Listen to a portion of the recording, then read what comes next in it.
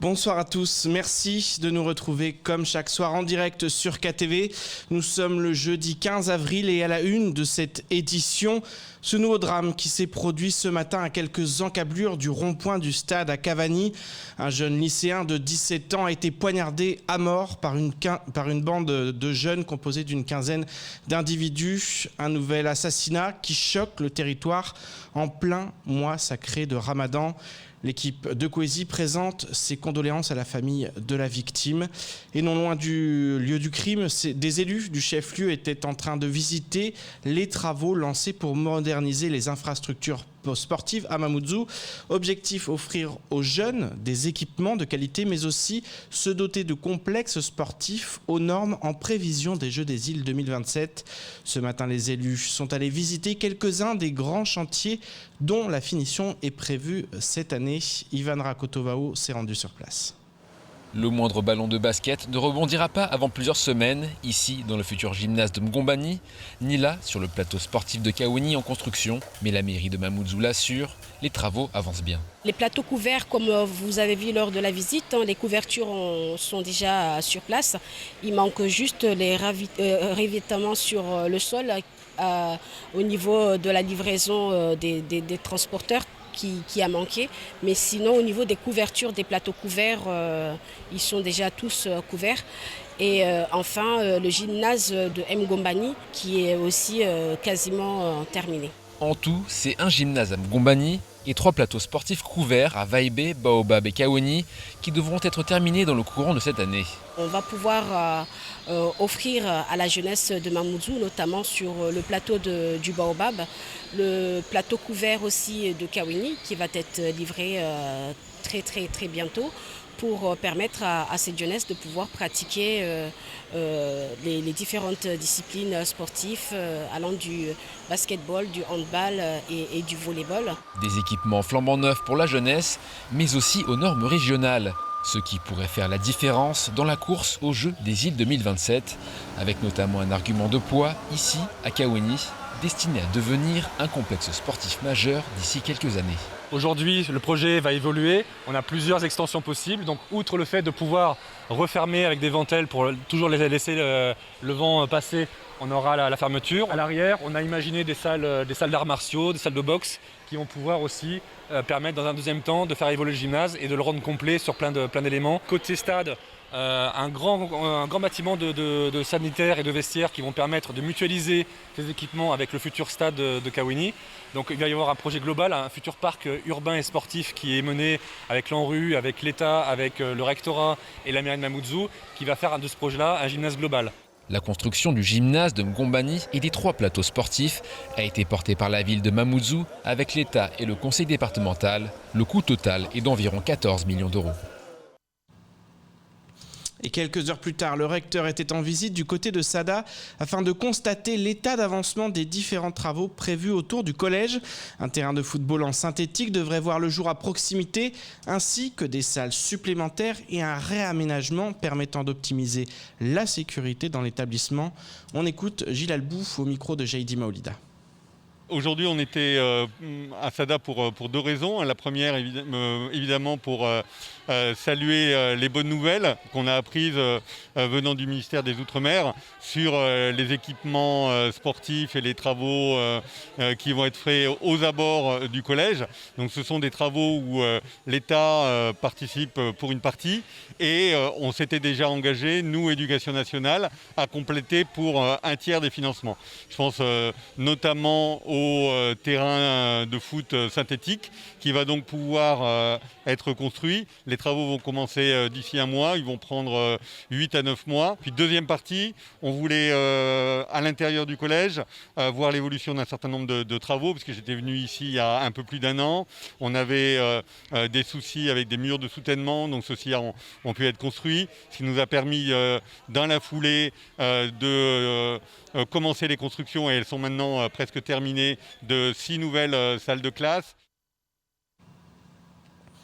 Je ne vois pas de porte de sortie. Ce sont les mots de Dominique Voinet, la directrice de l'Agence régionale de santé, à propos de la grève qui secoue ses services depuis plusieurs jours. Des mots prononcés cet après-midi lors d'une conférence de presse consacrée autant à la crise sanitaire qu'au mouvement social. Ivan Rakotovaou. Avec 135 nouveaux contaminés au coronavirus en une semaine et un taux de positivité de 4,3%, la situation sanitaire semble se dégrader légèrement à Mayotte. De quoi inciter à la vigilance en ce début de Ramadan. Je ne suis pas alarmée, mais j'invite à la vigilance parce qu'effectivement, depuis 2-3 jours, on semble observer un petit retour de certains cas. Pas très inquiétante, mais quand même, faisons attention. Le Ramadan, ça doit rester une fête et chacun doit prendre sa part et respecter les gestes barrières pour éviter une nouvelle vague épidémique, bien sûr. Si la crise sanitaire est pour le moment contenue, une autre crise au sein de l'ARS semble hors de contrôle. Il s'agit de la grève lancée par la CFDT la semaine dernière contre la direction de l'agence. Le syndicat l'accuse notamment de concentrer les pouvoirs au détriment des Mahorais. Cet après-midi devant la presse, Dominique Voinet est revenu longuement sur ce mouvement, dont les revendications posent question et dans lequel pour l'heure, elle ne trouve pas de solution. Oui, à cette heure, je ne vois pas quelle est la porte de sortie, puisque les syndicats ont rompu les discussions sur une exigence de création de 3 postes de directeurs. Moi, je ne vois pas en quoi le fait de créer des postes de directeurs, au profit d'ailleurs des principaux animateurs de la grève, va permettre d'améliorer la santé des Mahorais. Je suis prête à créer des postes de personnes qui vont sur le terrain, des techniciens sanitaires, des ingénieurs de l'eau, des personnes qui vont nous aider à lutter contre le Covid et contre les maladies infectieuses. Il y en a énormément à Mayotte, mais franchement, accrocher des médailles au plastron de personnes qui veulent juste un titre, ce n'est pas ma façon de voir les choses. La directrice de l'ARS affirme cependant rester ouverte au compromis et qu'elle pourrait accepter de faire évoluer l'organigramme à la marge. Et à Mayotte, tous les plus de 18 ans sont désormais appelés à se faire vacciner. Une ouverture très large juste avant le mois sacré de Ramadan. En effet, les autorités craignent que les personnes respectant le jeûne refusent de se faire vacciner. Pourtant, cela n'est pas interdit par la religion musulmane. Écoutons plutôt Saïd Kambi lors de la matinale de Kwesi.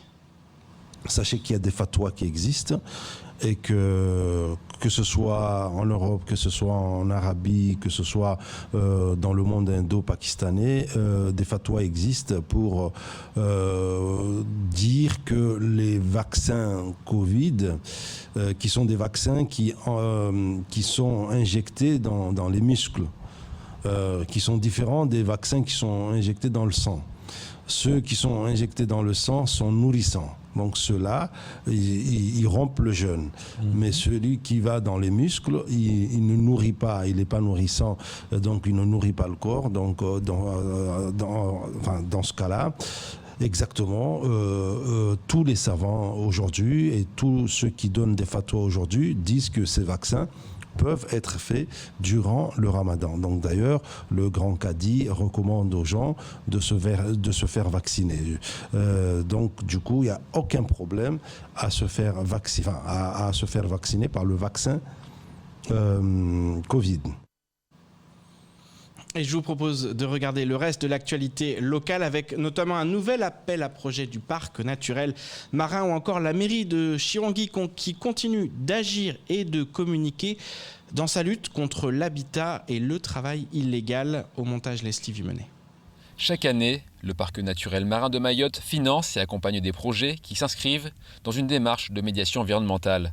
Ces projets visent à développer l'appropriation des enjeux de développement durable par la population dans son environnement littoral et marin, en lien avec au moins un de ces 4 thèmes, patrimoine naturel, patrimoine culturel, usage durable et pollution. Cet appel à projet s'adresse aux communes de l'île ou à leurs groupements, ainsi qu'aux associations. Il concerne tous ceux qui souhaitent œuvrer dans des actions de sensibilisation à l'environnement marin. L'objectif est en effet de contribuer à l'évolution des comportements vers des pratiques plus durables et respectueuses des milieux naturels, ou encore d'acquérir des connaissances sur le milieu marin et les usages qui y sont associés. Les projets doivent être soumis au parc avant le 24 mai. Hier matin, la police municipale de Chirongui et la gendarmerie de Mayotte ont procédé à une opération de lutte contre le travail illégal. Les agents des différentes unités ont contrôlé des commerces se trouvant sur le territoire de la municipalité. Une opération qui s'est révélée fructueuse car le butin est impressionnant. En effet, seul un tiers des commerces étaient en règle. Selon le communiqué de la commune, sur 21 commerces contrôlés, 14 se trouvaient hors la loi, que ce soit pour emploi d'un étranger en situation irrégulière Occupation non autorisée du domaine public ou travail dissimulé, qu'il soit salarié ou non. Le maire de Chirangui, Andanouni Saïd, et son adjoint chargé de la sécurité, Douafir Mkadara, poursuivent dans leur objectif d'agir contre l'habitat et le travail illégal, mais aussi de communiquer largement sur le sujet. Si le mois sacré du Ramadan constitue l'un des 5 piliers de l'islam, le Coran déconseille de pratiquer le jeûne en cas de risque pour la santé. C'est le cas des femmes enceintes avec des risques pour la mère et l'enfant. À travers le réseau périnatal de Mayotte, le corps médical de l'île recommande aux femmes enceintes et allaitantes de ne pas pratiquer le jeûne. En effet, la privation d'eau et de nourriture comporte des risques tels que la déshydratation, des carences alimentaires, un accouchement prématuré, un retard de croissance pour le fœtus ou encore une diminution du liquide amniotique. Le corps médical conseille à toutes les femmes enceintes et allaitantes de s'hydrater, d'adopter un rythme de 3 repas et de privilégier certains aliments riches en vitamines. Il est également important de bien se reposer, d'éviter les aliments trop sucrés et de prendre le temps de manger. Avant d'entamer le Ramadan, il est ainsi indispensable de demander l'avis aux professionnels de santé et de se rapprocher des instances religieuses pour connaître les alternatives au jeûne. Et on termine ce journal en prenant la direction de Tsararano. Ce matin, les élèves de 2 classes de terminale du lycée Polyvalent ont eu droit à un cours bien particulier. En effet, durant 1 heure, ils ont pu écouter attentivement par visioconférence Michel Mayor, qui a reçu en 2019 le prix Nobel de physique pour sa découverte de la première exoplanète en 1995. Par la suite, un échange de questions et de réponses a pu se faire entre l'astrophysicien et des élèves honorés par cette rencontre. Retour sur cette matinée studieuse dans ce sujet signé Jaidi Maolida.